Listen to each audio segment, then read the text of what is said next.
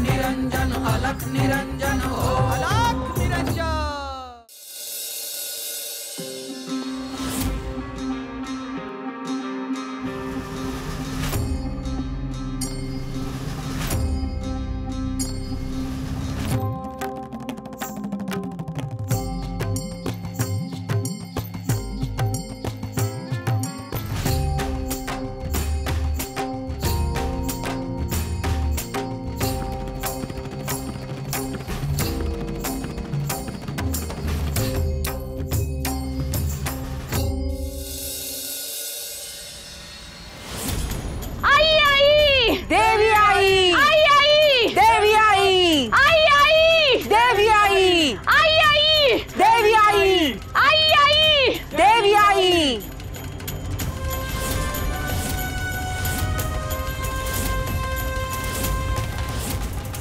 काय अक्काबाई, शेवटी तुला तुझ्या चुकांची उपरती झाली वाटतं। तसंच दिसतंय। त्या बगर अक्काबाई आपल्या दारात कशाला येते या? ए, मी कुठल्या बी चुका केलेल्या नाहीत, उलट मी तुमच्या चुका सांगायला आलीये।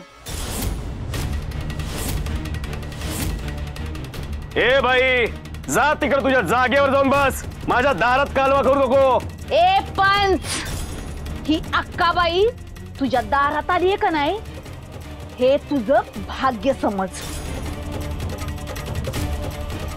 अगं भाग्य कसलं? तू आमच्या दारात काय गावात आलीस ना, तेच आमचं दुर्भाग्य आहे।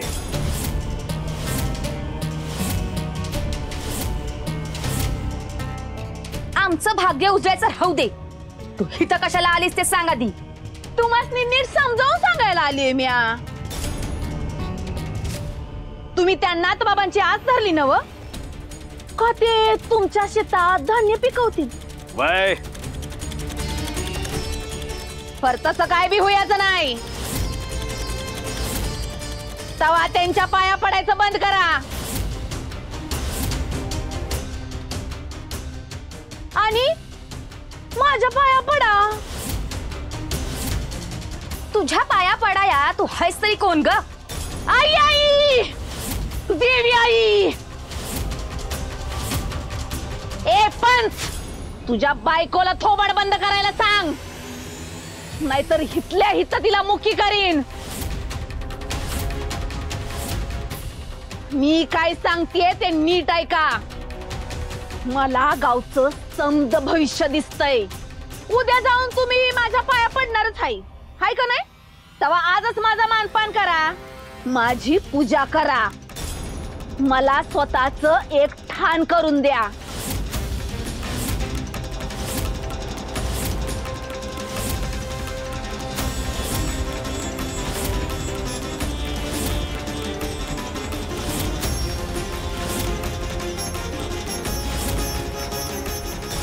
नाहीतर असं रिंगण घालीन का तुला मागचं पुढचं काढायचं बंद होईन आणि त्याचा परिणाम असं होतील का तुझ्या 100 पिढ्यासनी भोगावं लागतील। तवा मी विचार कर पंच, एकदा का माझा कोप तुझ्या मागे लागला की तुझी काय खैर नाही। ह्या अक्काबाईचा कोप म्हणजे साऱ्या सुखाचा लोभ।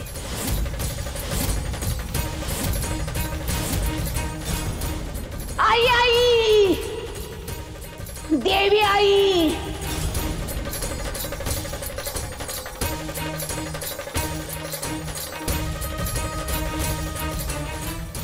गावकर हो, तुम्ही समजायला पाहिलं ना? अरे या अक्काबाईला मानपान पाहिजे, पण म्या म्हणतो मान मिळाया कामी तसं करावं माणसानं। नाथ बाबा आपल्या समद्यांसाठी एवढं करतात, पर त्यासनी आपल्याकडून कशाची भी आस नाही बघा।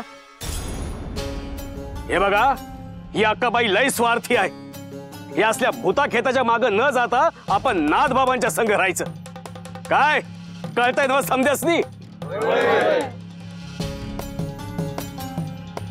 अहो पंच, म्या काय म्हणते, तुम्हाला अक्काबाईला मान द्यायला हरकत काय हो? नाही म्हणजे ती बी समद्यांचं भलं करतेस ना व? भलं? अगं भलं करणं हे काय ऐरिया गैरियाचं काम नाही. त्यासाठी मनात चांगला भाव लागतो. आव पंच, तुम्ही एक डाव अक्काबाईच्या पायात पडून बघा आणि मग तुम्ही समधी जण ठरून बघा का ती भले करती का नाही ते. काय गे मीना, तू एवढ्या दिवस त्या अक्काबाईच्या सेवेला होतीस ना व, मग तुझं काय भलं केलं ग तुझ्या त्या अक्काबाईनं? अगं चांगल्या कामाच्या आड येणं ही कोणती रीत आहे? गावकऱ्याओ, या मीनाचं काय बी ऐकू नका. अरे अक्काबाई लोकांचा फकस्त वाटोळच करू शकते, पण भलं फकस्त नाद बाबाच करत्यात. पण मला असं वाटतंय का ह्या येळेला असं काय बी होणार नाही. नाही म्हणजे आता रानात हिरीला पाणी लागलंय, पण पीक काय उगून यायचं नाही बघा. जोपर्यंत अक्काबाईला या गावात कुणी मान देणार नाही ना व, तोपर्यंत या गावात कुणाचं बी भलं होणार नाही. गावकऱ्यांनो, आता तुम्हीच समजून सांगा या दोघांनी. मी आज जाते. या अक्काबाईनं कधीच कुणाचं चांगलं केलं नाही, पण हे नवीन काय चालू केलं हिनं.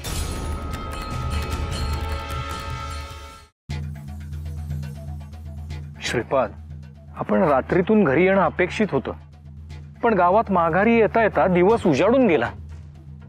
पिताश्री, आपण ज्यासाठी गेलो होतो ते कामच तसं होतं.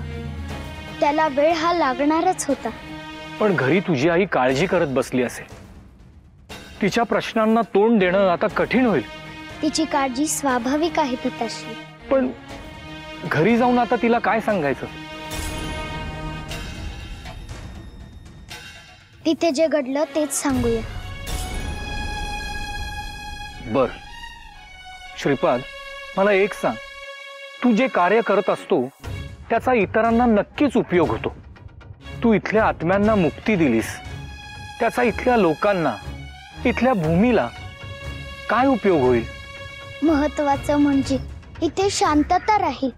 गावाच्या भोवती अस्वस्थ आत्मे भटकत असल्याने ती अस्वस्थता गावातही वास करत होती, ती आता नाहीशी होईल.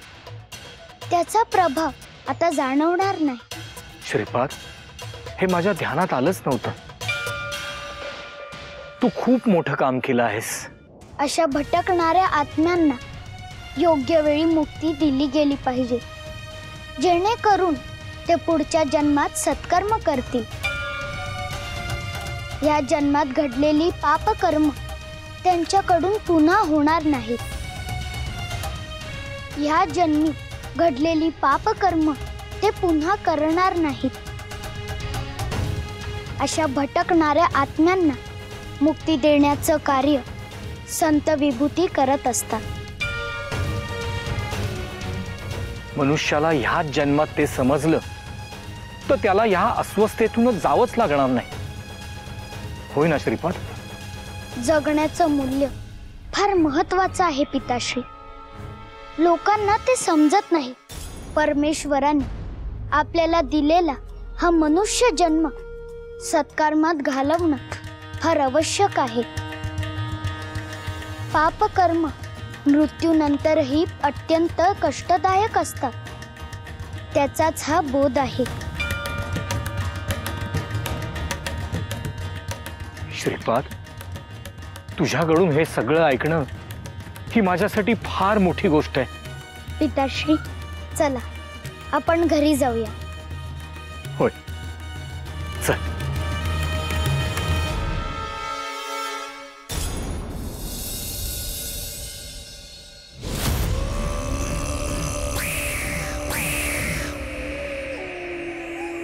अक्काबाई, आता पूजा तर झाली, आता काय होईल ग? जे पुढं होईल ते बघून आणि ऐकून नाही तू तुझ्या तोंडात बोट घातलीस तर नावाची अक्काबाई नाही. नेमकं काय होईल का अक्काबाई? हे बघायसाठी आम्हाला बी लय ओढ लागली आहे. त्या तिकडे बघा. तो पांढरा धूर दिसतोय का?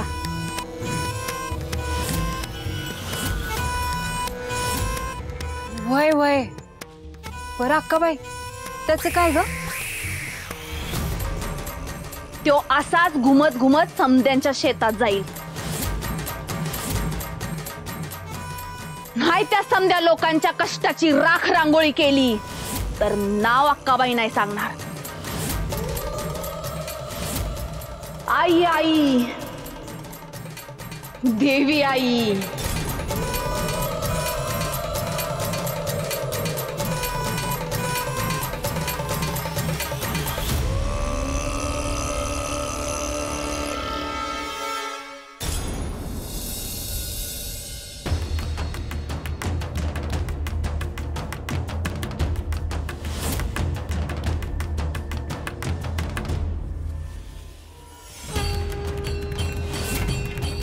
अक्काबाई ह्याच ठिकाणी राहून लोकांना त्रास देते, बरोबर? हे घर मीना नावाच्या एका स्त्रीचे आहे. तिनेच अक्काबाईला इथे राहण्यास स्थान दिले आहे. अक्काबाई क्षुद्र विद्यांचा वापर करून लोकांवर बंधनं टाकते. त्यांचं वाईट होईल अशा अघोरी गोष्टी करते. तिला अशी अद्दल घडवावी लागेल की ज्यातून तिला हे जाणवेल की ती ज्या गोष्टी करते आहे त्या क्षुद्र आहेत आणि त्यातून तिला स्वतःला जरी वाचवता आलं तरी खूप झालं. गुरुदेव, आपण असं काय करण्याचा विचार करत आहात? आपण मनात आणलं तर एका क्षणात तिच्या अघोरी गोष्टींचा समूळ नायनाट तुम्ही करू शकता. तिच्या शक्तींचा संहार आपण आपले गुरु श्री मच्छिंद्रनाथ यांच्या आशीर्वादाने करणार आहोतच. परंतु त्याआधी तिला एक प्रत्यय देण्याची गरज आहे, ज्याने तिचा असलेला अहंकार कमी होईल.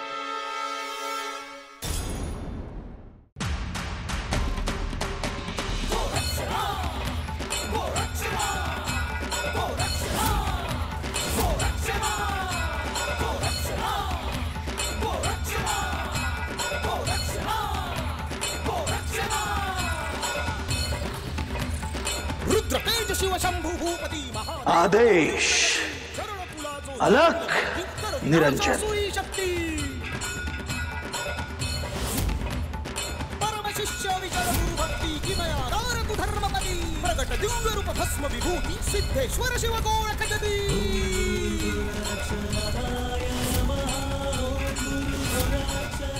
उद्या त्या अक्काबाईला नाथांच्या सिद्धींची काहीशी ओळख होईल. यातून जेव्हा तिला बाहेर पडता येणार नाही तेव्हा तो निरोप आपल्याकडे निश्चित पोचेल.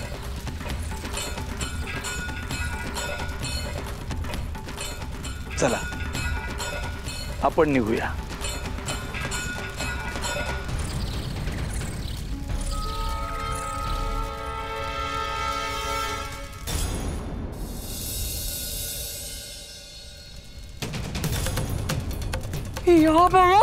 अक्काबाई, अक्काबाई खंडू. अक्काबाई, अक्काबाई काय? आग, आग, केवढी आग लागली? कसली आग? अक्काबाई, अक्काबाई, आग, वाचव मला. अक्काबाई, आग, अक्काबाई, वाचवा, वाचवा. कुणी बी घाबरू नका. ही अक्काबाई ह्या असल्या गोष्टींना घाबरायची नाही. या पाय ठेवल्यावर ही समधी आग इजून जाईल.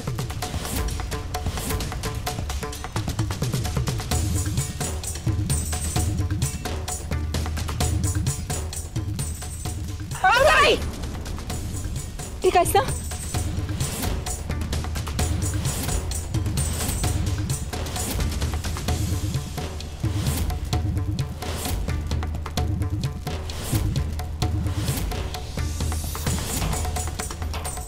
ए पंच, हे कसलं बंधन टाकलंस माझ्या घराबाहेर?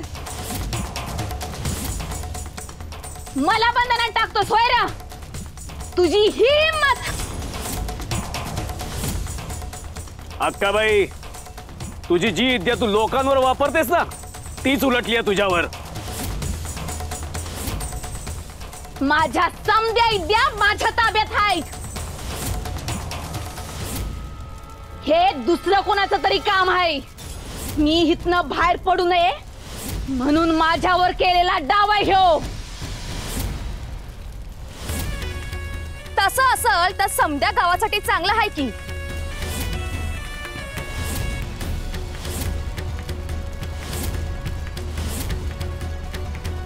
आई आई देवी आई, ह्या अक्काबाईला बंधनात टाकणं एवढं सोपं नाही. खंडो,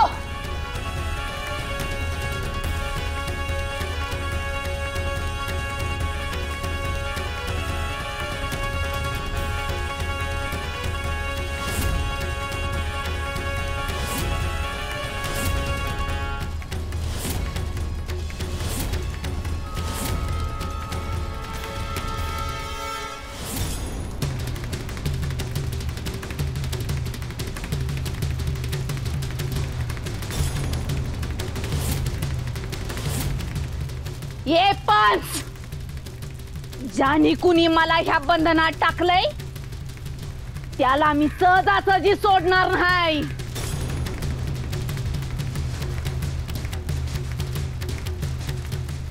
हे बघ अक्काबाई, आम्ही नाथबाबांकडे जातोय. तुझं कारण मी घालतो आम्ही त्यांच्या समोर. ते जसं समद्याचे संकटातून वाचवतात ना तसं तुला बी वाचवतील. अगं नाथबाबांचा धावा कर, कळलं का?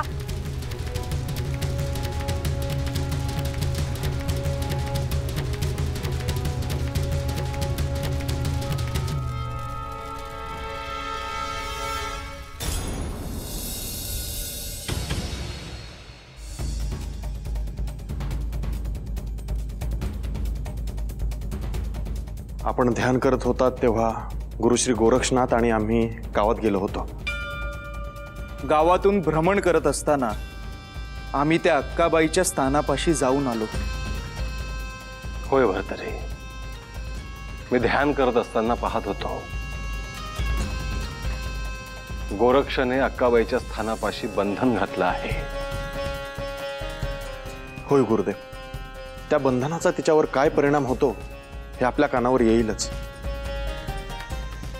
गोरक्षने एखाद्या अघोरी विद्या जाणत असलेल्या व्यक्तीवर बंधन घातलं आहे. त्या अक्काबाईची त्यातून सहजासहजी सुटका होणं केवळ अशक्य आहे.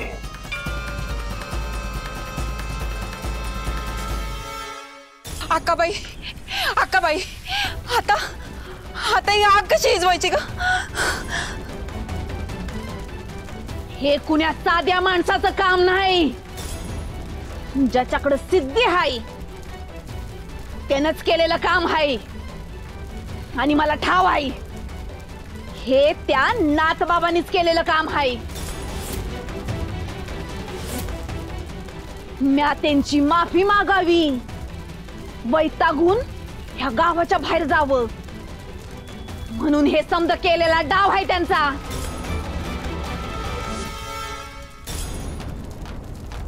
त्यांनी मला या बंधनात बांधून ठेवलंय. मग तुम्हीच बघा ते कसं आहे ते.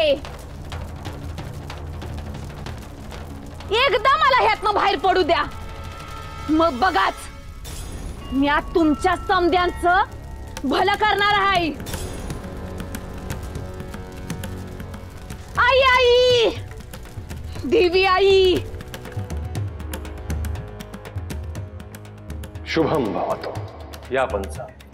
देवा, अव गावात समजा गोंधळ सुरू आहे. अव त्या अक्काबाईच्या ठिकाणावर आग लागली. तिला त्या जाळ्यातून बाहेर निघताच येत नाहीये.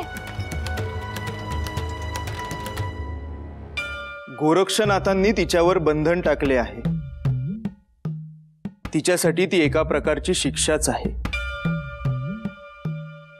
तसं असन देवा तर लय चांगलं काम झालं बघा.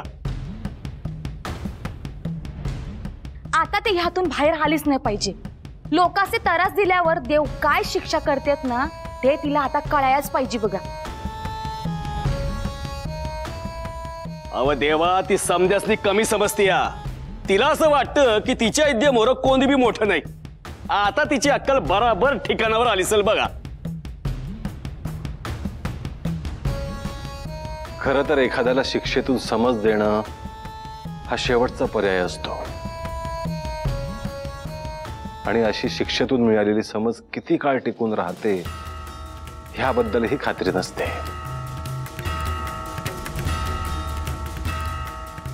देवा, ते तुम्ही ठरवा. पण अक्काबाईला असं बंधनात अडकलेलं बघून गावकऱ्यासनी बी ठाव झालं असत की नाथबाबांच्या मोर त्या अक्काबाईची इद्या काहीच नाही. मला वाटतं अक्काबाईला जेवढी शिक्षा मिळाली आहे तेवढी पुरेशी आहे. तिला आता मी बंधनातून मुक्त करतो.